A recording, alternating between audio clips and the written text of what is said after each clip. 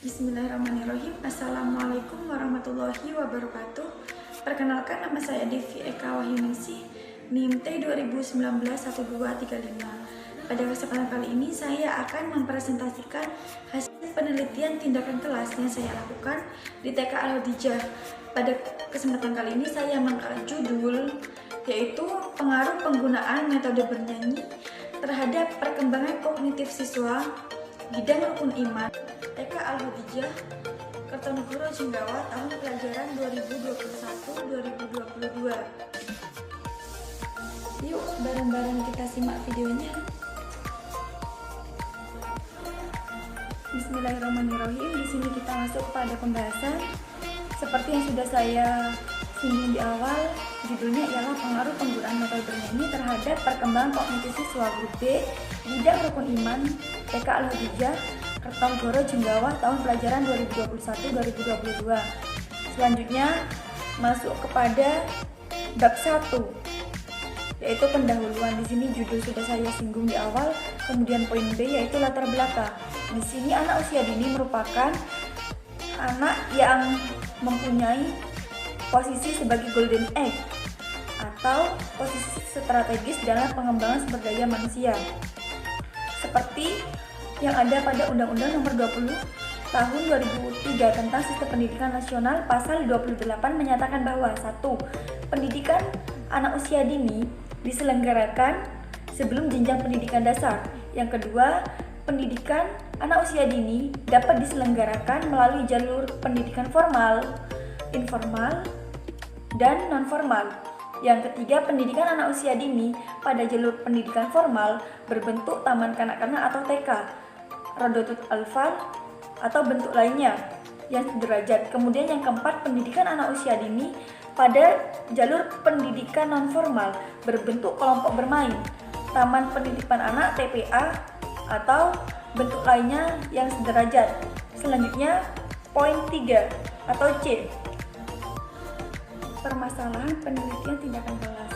Yang pertama, di sini ada identifikasi masalah.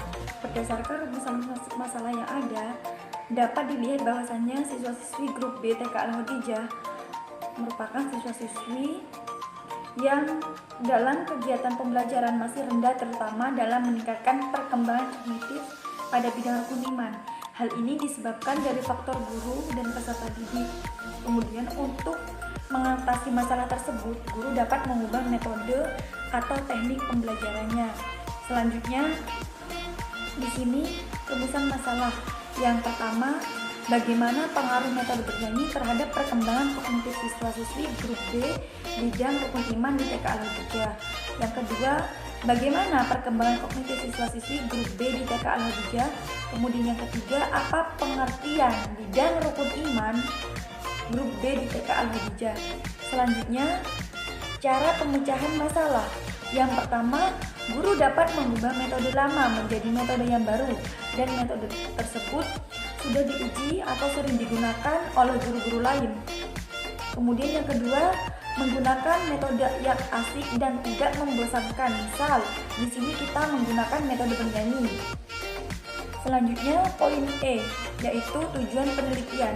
Berdasarkan rumusan masalah yang ada, maka tujuan penelitian ini adalah untuk melihat atau mengetahui apakah menggunakan metode bernyanyi ini bisa menghasilkan pengaruh terhadap perkembangan kognitif anak siswa-siswi grup B di TK Al-Hodijah. Selanjutnya, manfaat penelitian. Di sini manfaat penelitian ada dua. Yang pertama, manfaat teoritis. Yang kedua, manfaat praktis. Di sini manfaat teoritis. Di sini penelitian yang dilakukan ini diharapkan mampu memberikan sebuah informasi tentang pengaruh metode bernyanyi terhadap perkembangan kognitif siswa-siswi grup B di TK Al-Hodijah. Selanjutnya, manfaat praktis di sini bagi peneliti, bagi guru, bagi orang tua, dan yang terakhir bagi peserta didik. Selanjutnya, G. Definisi istilah. Yang pertama ialah pengaruh. Dalam Kamus Besar Bahasa Indonesia, pengaruh adalah daya yang ada atau timbul dari sesuatu, orang atau benda yang ikut membentuk watak, kemudian kepercayaan, dan yang terakhir perbuatan seseorang. Kemudian yang kedua, metode bernyanyi. Di sini bernyanyi merupakan aktivitas mengeluarkan suara dengan syair-syair yang dilakukan atau berirama. Kemudian metode bernyanyi ini adalah metode pengajaran yang dilakukan dengan cara berdendang dengan menggunakan suara yang merdu, nada yang enak, dan lain-lain. Selanjutnya, perkembangan kognitif. Di sini kognitif adalah suatu proses berpikir, yaitu kemampuan individu untuk menghubungkan, kemudian menilai, dan mempertimbangkan suatu kejadian atau peristiwa yang sedang dialami. Kemudian grup B merupakan anak-anak yang terdiri dari jenjang pendidikan PAUD sampai kelas 3 sekolah dasar. Selanjutnya, rukun iman. Di sini rukun iman merupakan pilar-pilar keimanan yang harus dimiliki seorang muslim. Jumlahnya ada 6. Selanjutnya, poin H yaitu hipotesis tindakan. Di sini hipotesis dalam penelitian ini adalah metode bernyanyi dapat berpengaruh dalam perkembangan kognitif bidang rukun iman grup B siswa-siswi Al-Khadijah. Selanjutnya, sistematika penulisan. Di sini sistematika penulisan laporan penelitian yaitu sekurang-kurangnya mencakup 5 bab. Yang pertama, pendahuluan, yang kedua, tinjauan pustaka, yang ketiga, metodologi penelitian, yang keempat, pembahasan dan hasil, dan yang terakhir adalah kesimpulan. Selanjutnya masuk kepada bab 2 yaitu kajian pustaka. Yang pertama di sini A, kajian terdahulu. Di sini saya mengambil kajian terdahulu 3. Yang pertama dari Amalia Nikmah Hanum, Universitas Muhammadiyah Surakarta. Beliau mengangkat judul pengaruh bernyanyi terhadap kemampuan kognitif anak kelompok B di TK Anggrek Saribumi, Wates, Pringsewu, Lampung tahun ajaran 2015-2016. Di sini yang kedua dari Retno Ayu Wulandari dan Rahman Hasibuan, Fakultas Ilmu Pendidikan Universitas Negeri Surabaya. Beliau mengangkat judul pengaruh penerapan metode bernyanyi terhadap kemampuan kognitif anak kelompok B. Kemudian yang terakhir dari Nurisma Pusita dari Pendidikan Pusita Universitas Siliwangi Tasikmalaya, Indonesia. Beliau mengangkat judul meningkatkan perkembangan kognitif dengan metode bernyanyi pada anak usia dini. Dari ketiga kajian terdahulu yang menggunakan metode bernyanyi, ketiganya sudah sama-sama berhasil. Kemudian selanjutnya masuk kepada poin B yaitu kajian teori. Yang pertama, pengertian metode bernyanyi. Bernyanyi merupakan mengeluarkan suara dengan syair-syair yang dilakukan. Mengelola kelas dengan bernyanyi berarti menciptakan dan mengelola pembelajaran dengan menggunakan syair-syair yang dilakukan.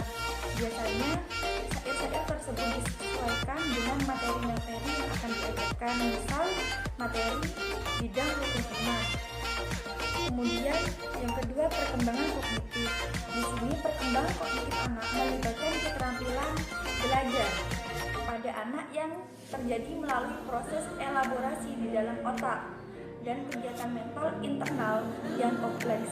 Proses kognitif berhubungan dengan kecerdasan atau intelijensi yang mencirikan bahwa seseorang dengan berbagai minat terutama ditunjukkan kepada ide-ide dan belajar. Selanjutnya, karakteristik perkembangan kognitif. Di sini ada beberapa tahapan dan karakteristik perkembangan kognitif anak usia dini. Yang pertama, dilihat dari tingkatannya umur 13 sampai 24 bulan. Yang kedua, umur 25 sampai 36 bulan. Yang ketiga, umur 3 sampai 5 tahun merupakan usia prasekolah, kreatif, bebas, dan penuh imajinasi. Selanjutnya yang terakhir, umur 6 sampai 8 tahun. Di sini merupakan masa peralihan dari prasekolah ke masa SD. Yang ketiga, grup B. Di sini grup B merupakan anak-anak yang terdiri dari jenjang pendidikan PAUD sampai kelas 3 sekolah dasar. Kemudian materi yang diberikan pada grup B adalah sesuai materi yang akan dipelajari dengan metode nyanyian. Selanjutnya yang terakhir, pengertian pengertian rukun iman. Di sini rukun artinya dasar atau pokok yang harus dikerjakan. Iman artinya yakin atau percaya. Rukun iman artinya dasar atau pokok kepercayaan. Rukun iman merupakan pokok-pokok kepercayaan dalam Islam yang harus dikerjakan oleh orang beriman. Kemudian di sini rukun iman ada 6. Yang pertama, iman kepada Allah. Yang kedua, iman kepada malaikat. Yang ketiga, iman kepada kitab. Yang keempat, iman kepada Rasul. Yang kelima, iman kepada hari akhir. Dan yang terakhir, iman kepada qada dan qadar. Selanjutnya bab 3 yaitu metodologi penelitian. Yang pertama, pendekatan dan jenis penelitian. Di sini peneliti menggunakan pendekatan kuantitatif model classroom action research. Lokasi, waktu, subjek penelitian.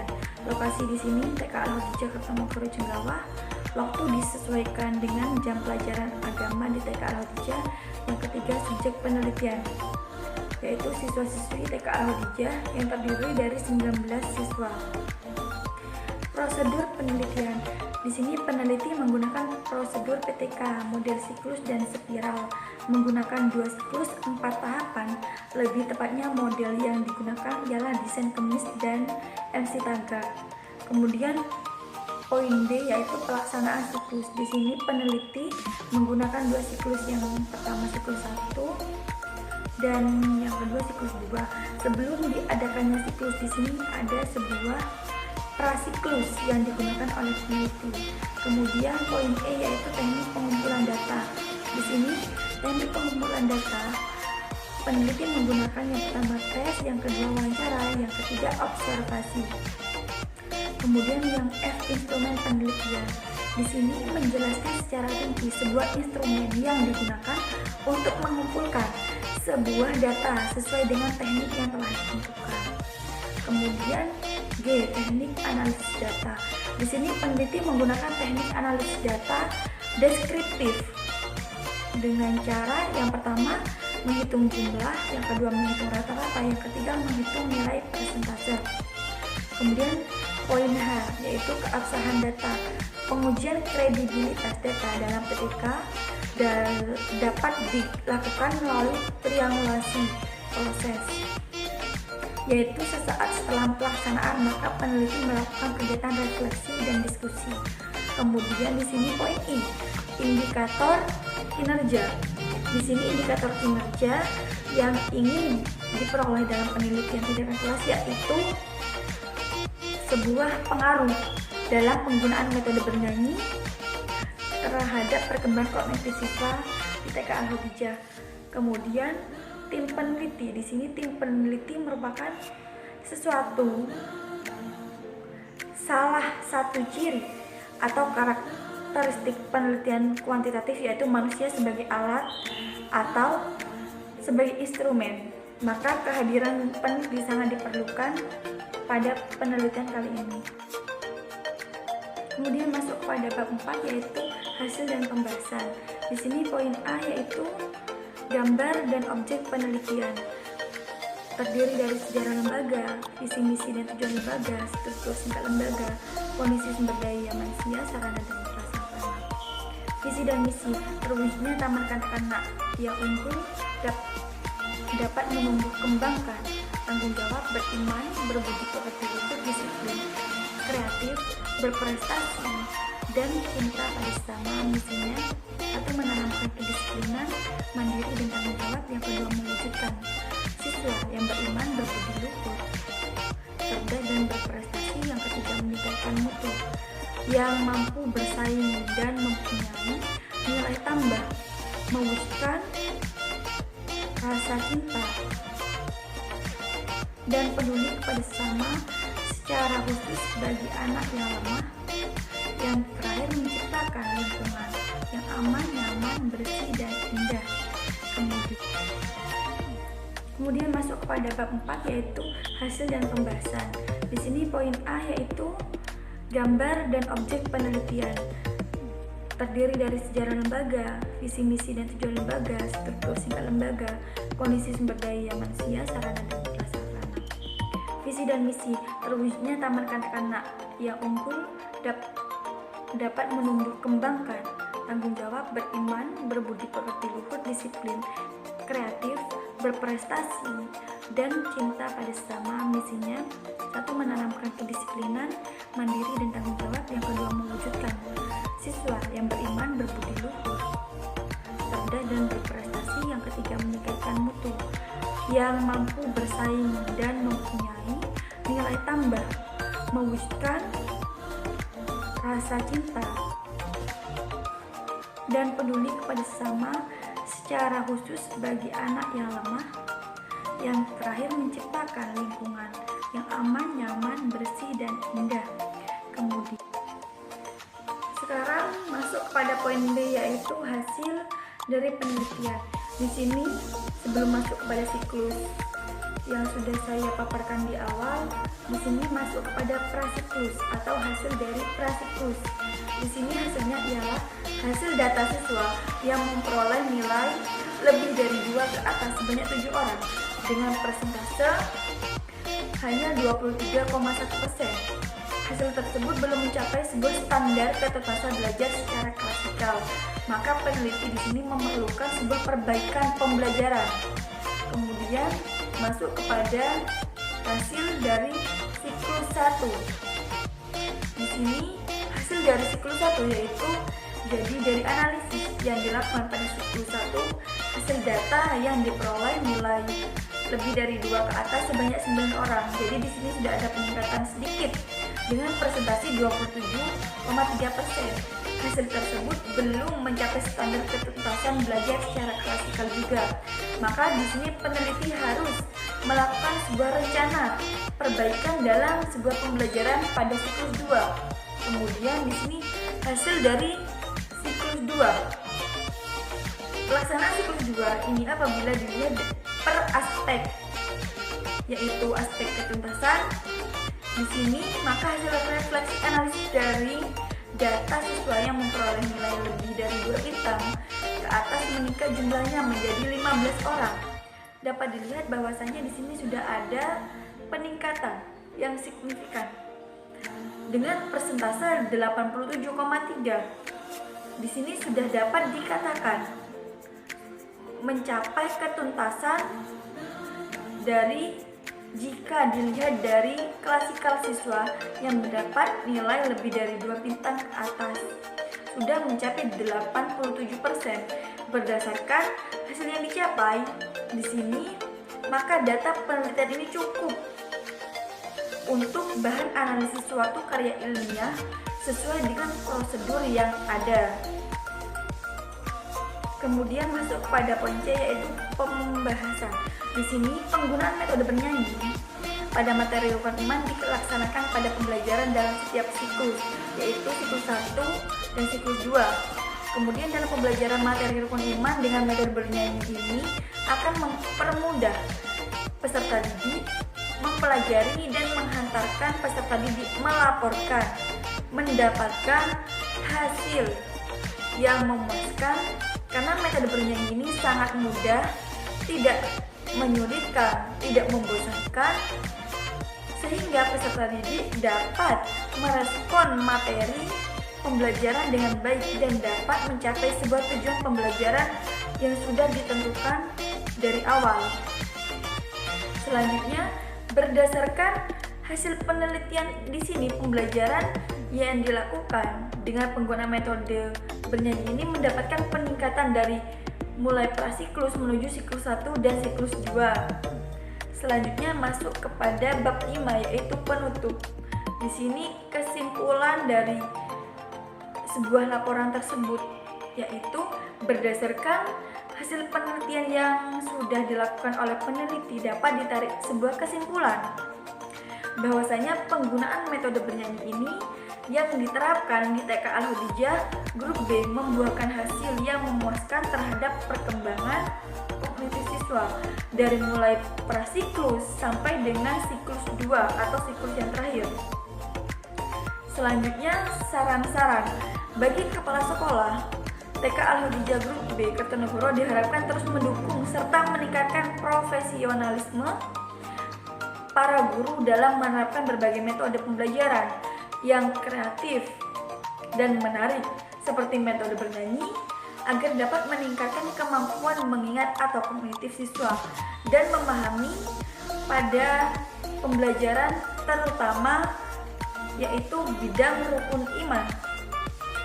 Kemudian dengan adanya penerapan yang bervariasi ini diharapkan kepada guru agama ataupun guru umum dapat menerapkan penggunaan metode bernyanyi ini agar dapat meningkatkan sebuah kemampuan mengingat atau kognitif dan